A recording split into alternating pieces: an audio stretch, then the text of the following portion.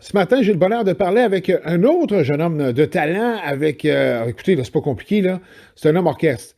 Il manie guitare, harmonica, banjo, percussion. Hein, il n'y a rien à son épreuve. Dave Armo, comment ça va? Ça va bien? Salut, salut! Salut! Rien à son épreuve. Et en plus, est-ce que tu donnes encore de la formation musicale par les temps qui courent? Oui, ben en fait, moi j'enseigne la musique dans une école secondaire, là, fait que ça reprend tranquillement. Là. Ah, bon, ben ça va me permettre de saluer justement les jeunes de ton école. On va profiter de l'occasion. Oui, ben oui, pourquoi pas? Collège Saint-Maurice à Saint-Hyacinthe. All right, c'est fait. Tiens, c'est réglé. Ils vont se reconnaître. Mais à travers tout ça, une belle carrière musicale qui, j'ai l'impression, commence à prendre un second envol. Quoique, tu as fait partie quand même du prestigieux Canada Country en 2019. Est-ce que c'est là que ça a commencé pour toi véritablement ou ça s'est fait un peu plus tard? Les premiers signes, si on veut, de reconnaissance, ça a vraiment été là, le Gala Country, là, qui a comme donné, avec la nomination pour chanson de l'année, disons que ça a distribué le nom, puis ça l'a envoyé dans les oreilles des autres. Là.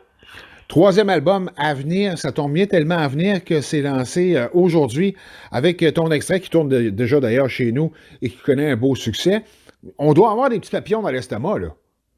Oui, là, on est dans les préparations. Là. À l'heure où je te parle, on est déjà rendu à la salle de spectacle à Montréal, puis on est dans les derniers préparatifs là, où on attend le monde pour ce soir, on va s'installer, puis oui, les papillons sont là depuis une bonne semaine d'ailleurs. Ah, ben, je comprends donc parce que tu peux en être fier. C'est quand même ton troisième album. Est-ce que c'est l'album où on a la sonorité que l'on connaît depuis ton récent extrait? Oui, c'est ça. On s'enligne dans un album, en tout cas, selon ceux qui l'ont entendu jusqu'à maintenant, les chanceux, c'est l'album, selon moi aussi, le plus accompli, le OK. plus assumé. On a bien travaillé pour le son, les musiciens. Ça fait qu'on est allé chercher un bon son country folk avec des cuivres, puis on a vraiment peaufiné la chose. Là. Oui, parce qu'écoute, dans la sonorité, c'est un peu spécial là, du fait que tu touches à tout. Donc, tu as sûrement collaboré, apporté ta touche personnelle à un grand niveau à l'intérieur de cet album-là. Là.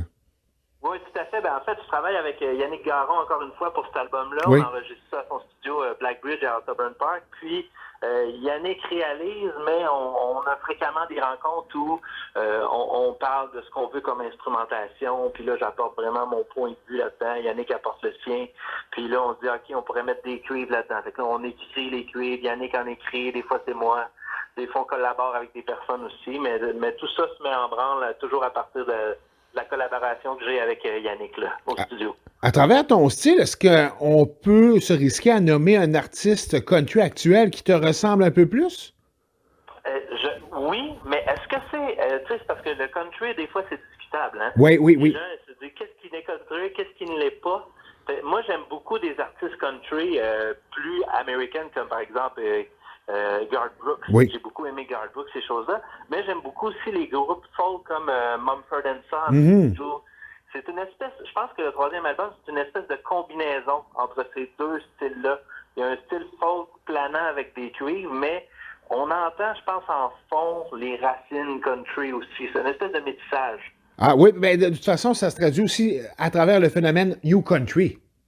Oui, exact, c'est ça. C'est du new country, puis il y a aussi le new folk présentement. Donc, tout ça semble se mélanger là, sur cet album-là.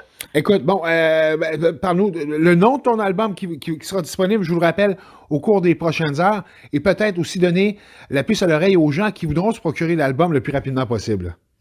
Oui, ben en fait, l'album, là, c'est ça, le nom de l'album, c'est L'Abri de la tempête, qui est le troisième album. Puis, il va être disponible, là, justement, dans les prochaines heures sur toutes les plateformes numériques, que ce soit Apple Music, Spotify et tout ça. Et pour l'acheter aussi sur comme Apple Music, justement, Deezer, on peut toutes les nommer, là. Et on peut te rejoindre sur tes réseaux sociaux aussi, j'imagine.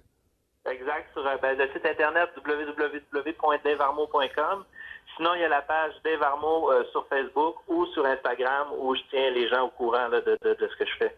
Et bon, à la suite de tout ça, j'ose croire que bon, les choses replacent un petit peu au niveau de la pandémie. Peut-être des spectacles qui vont suivre par la suite? Oui, ben là, c'est ça, on est déjà dans le booking de l'été prochain.